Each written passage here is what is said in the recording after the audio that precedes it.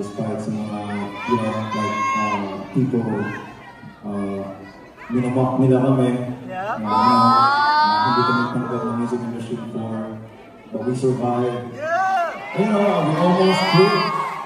We got a lot of times that we almost quit because, you know, this thing right here is too fragile, you know?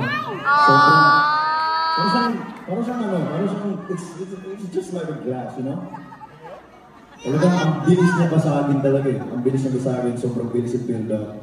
Sobrang hirap i-build ng confidence ng isang tao. And then, some people with that tongue, isang word lang, talagang basag siya agad eh. So, I just want to tell you guys na pangalagaan niyo yung puso niyo. Pangalagaan niyo yung sarili niyo. As much as we, you know, take care of ourselves also. And, you know, 7 years is not easy. Kahit sa relationship natin, di ba, pag mayroon tayo mga relasyon dyan. 7 years of journey is not easy. 7 years pa lang! Really long. Talaga, mahabang pasensya. At mahabang pag-ibig. So, ayun lang naman po ang aking masisinang. Let's take care of our puso natin. Let's take care of our hearts.